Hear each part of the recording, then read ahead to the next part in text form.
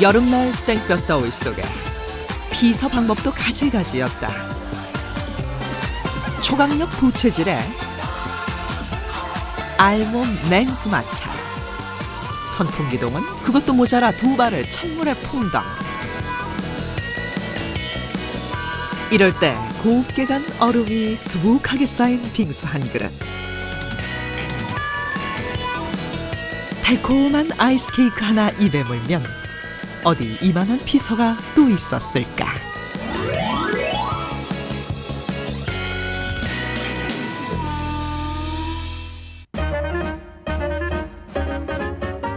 그 시절 얼음을 켜는 소리는 무더위를 알리는 신호탄이었다. 그땐 빨간색 얼음 간판을 보는 것만으로도 시원했다. 사과게장만한 얼음덩이를 자르는 모습도 진풍경이었다. 지금이야 냉장고 한두 대 없는 집이 없지만은 그 당시 냉장고는 아주 부잣집에나 있을 법한 그런 물건이었다. 찜통 더위가 시작되면 덩달아 얼음도 불티나게 팔렸다. 여름 한철 몸과 마음의 더위를 식히는데 얼음만한 것도 없었다. 여름철이 최고의 기호식품. 그거만 먹으면은 정말 뭐 여름철에 최상급의 음식 뭐 이런 거였죠. 그 먹는 순간뿐만 아니라 며칠 그 기분이 가요. 가고 친구들이 막 부러워하고. 아이스 케이크, 얼음 과자, 딱 이러한 멜로디예요. 얼음 한 덩이를 날카로운 대패날로 석석 갈아서 모양을 내고 색색의 달콤한 색소를 듬뿍 뿌리는 얼음과자.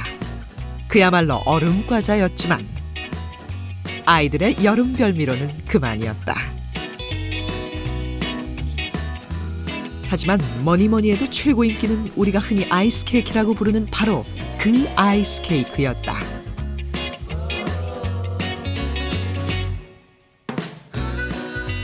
별다른 주전부리가 없었던 그때 아이스 케이크 장사는 이른 봄부터 일찌감치 나와 아이들을 유혹했다. 어쩌다 한 번 먹게 되면 입에서 살살 녹았다.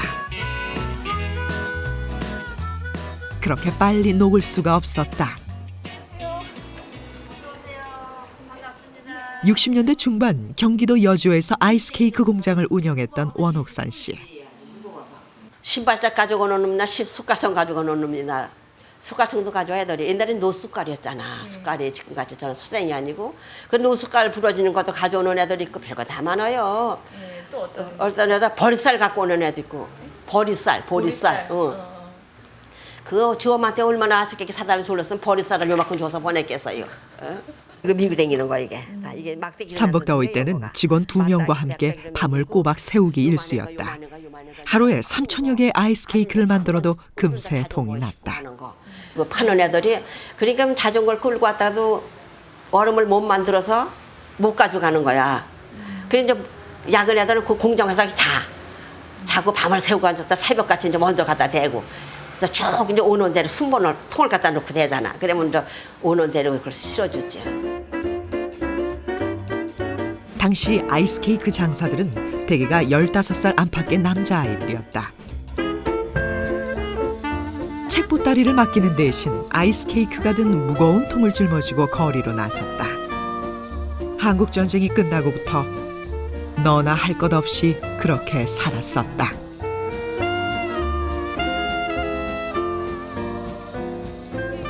그 무렵 아이스 케이크 장사를 했던 주인공을 만났다.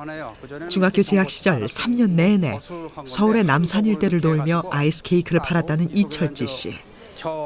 한국 전쟁에서 부상을 입은 아버지를 대신해 사남매의 가장 노릇을 해야 했었다. 그랬던 것 같아요. 이게 어렸을 때 이게 질질질 끌고 다녔던 거든요. 키가 작으니까 무거워 이게. 이렇게 나무 박스였나 봐요. 그때도 소나무로 된 그런 나무였어요. 그다음에 여기 이렇게 뭘로 대 가지고 공기가 덜 들어가게 해서 그다음에 톱밥 같은 걸 좀 넣고 톱밥. 이 안에다가. 네, 톱밥을 넣고 그다음에 뭘 깔고 그다음 아쉽게 이렇게 줄줄이 했던 것 같아요. 학교 끝나면 바로 와서 한여름 장사니까 바로 와서 이걸 가서 그 가게 가서 제가 한 30개, 40개를 받아서 그러면 아마 10개당 한 3개 더 붙여주거든요. 그러면 한 30개 사면은 한 45개 정도. 그러면 그 한낮을 빨리 가서 팔고 녹기 전에 막 뛰어서 아시애끼 그렇게 번 돈은 적잖이 보탬이 됐다. 하루에 팔면은 쌀 3홉, 홉으로 제가 기억을 해요. 홉으로 3홉, 대가 아니고 홉으로 3홉 정도 사가지고 집에 갔던 기억 있고, 예. 또는 그 고구마를 좀 사서 가지고 간 경우, 또는 때로는 밀가루를 사서 수제비용으로 수제비를 끓여 먹기 위해서 밀가루용으로 사기도 했고. 힘들고 고달팠던 건 이루 말할 수 없을 정도. 하지만 그 아이스 케이크의 추억은 그를 언제나 동심으로 되돌려 놓는다. 그때 못 먹었던 게 좀 남아있었는가 봐요. 그게 남아있어서 지금도 그 아시키키를 제일 좋아해요. 그래서 집에 냉장고에 가면 이게 한 20개씩 이렇게 꼭 집사람이 마련해놔서 꺼내 먹고 나만 왔다 갔다 꺼내 먹고 그래요. 어린애가 되는 것 같아요.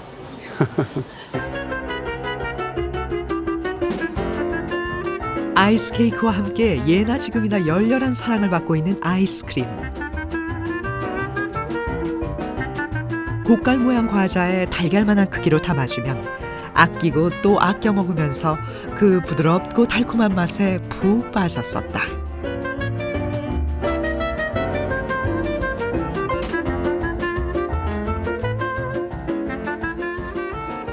아이들의 입맛을 사로잡으면서 아이스크림으로 대박을 낸 이도 있었다.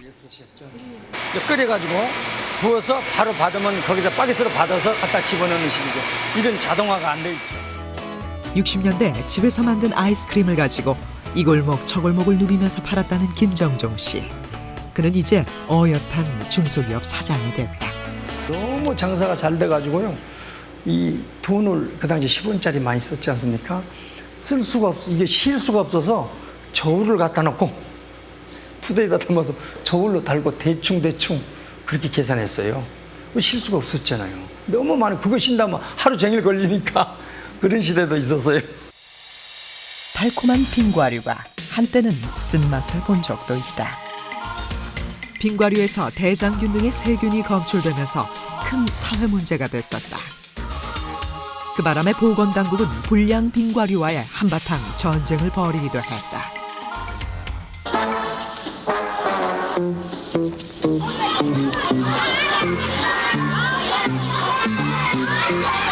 부정식품 정말 창피한 말입니다. 사람들의 식성을 틈타 놔두는 이 사회약을 속히 뿌리 뽑아야 합니다.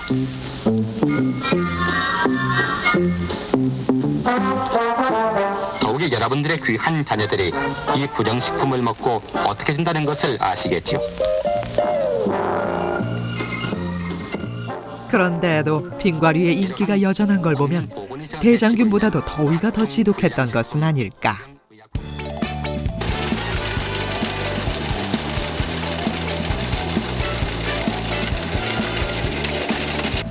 컬러풀하게 이렇게 시럽을 또 써주고. 그 옛날 팥빙수 맛의 비결이 따로 있다고 하는데 달아야 무조건 맛있게 생각을 했었고요. 뭐 지금은 당도를 많이 떨어뜨린 걸 좋아하지만은 옛날에는 단 것이 최고급이었습니다. 옛날에는 팥을 듬뿍 놨어요. 그 글자 그대로 팥빙수니까 그 모양을 낸다고 중앙에다가 이런 체리 하나씩을 다 올려놨죠.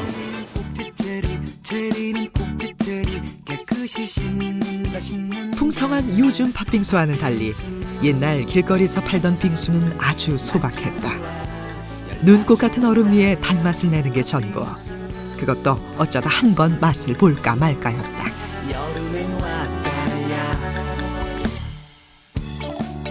제과점에서 파는 빙수는 자장면 한 그릇 값을 훌쩍 넘기는 고급이었다.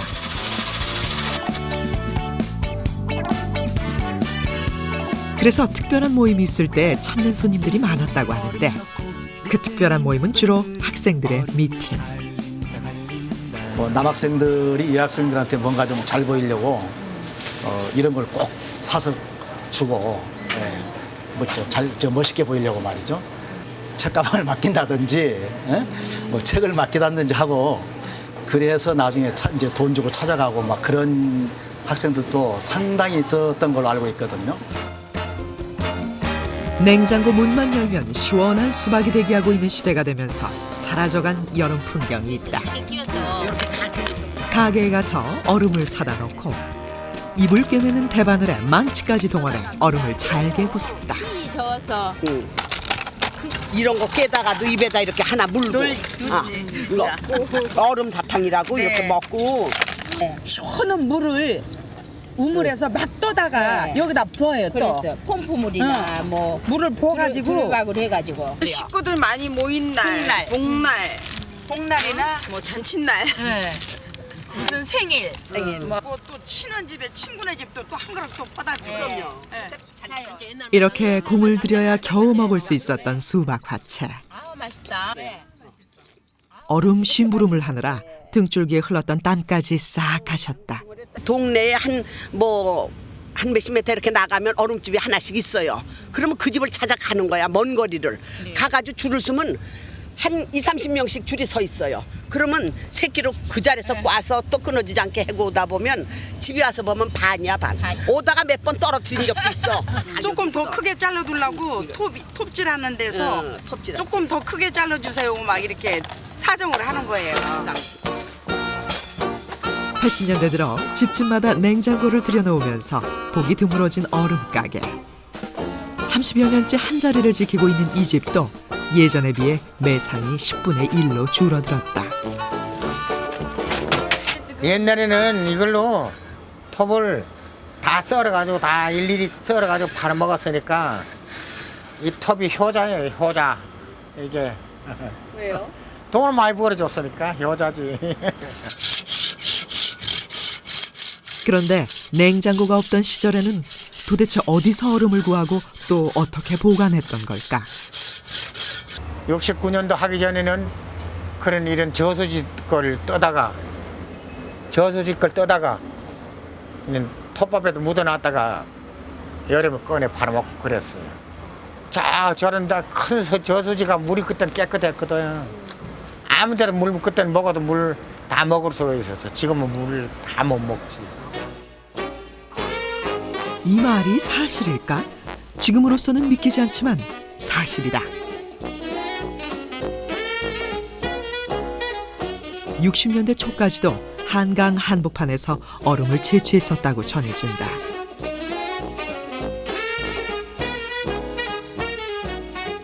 행여 날씨가 따뜻해 얼음이 얼지 않으면 무당을 데려다가 굿까지 했었단다.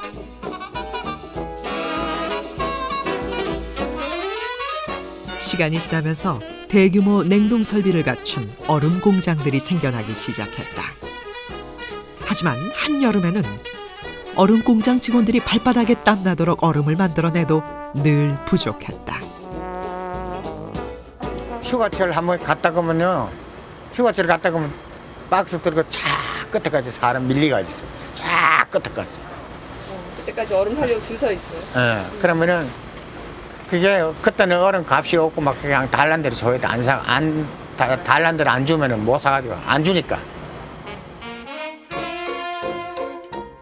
얼음 분기 현상이 빚어지면서 얼음값은 천정부지로 솟구쳤다.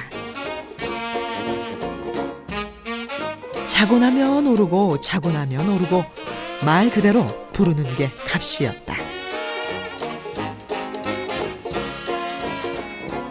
매일 아침 얼음 공장 앞은 얼음 전표를 얻으려는 상인들로 북새통을 이뤘다.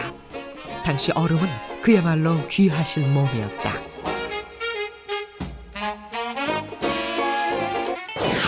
헌데 얼음집 앞을 지날 때면 늘 궁금한 게 하나 있다.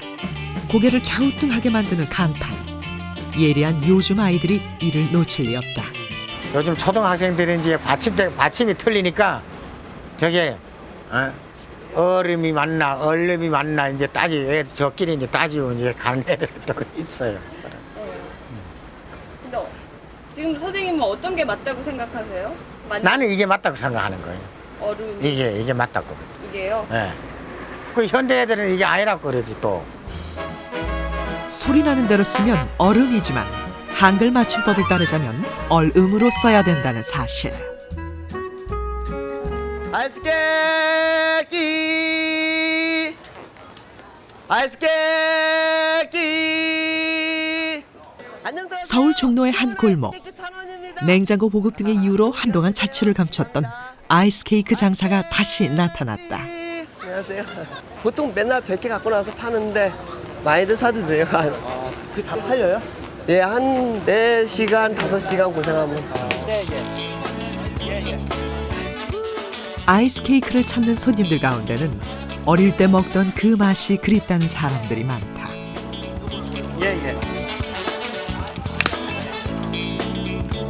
한 입 베어 물면 그 기억들이 모락모락 피어오른다. 옛날 생각하면서 먹는 거니까 더 맛있고 감회가 새롭지. 비료용 푸대 하나 갖다 주면 하나 주면 나도 빨아먹고 형도 빨아먹고 동생도 빨아먹고 이렇게 그렇잖아. 그런 그 추억의 맛이 나는 거야. 이런 데 이렇게 파니까. 해마다 여름이면 한 번쯤은 꼭 생각났던 아이스 케이크. 달짝지근하면서도 이까지 시리던 그 맛. 입속에서 살살 녹여 먹던 그 맛. 올여름 얼음 과자 하나에 그 시원한 추억의 맛을 떠올리며 더위를 잊어보는 건 어떨까?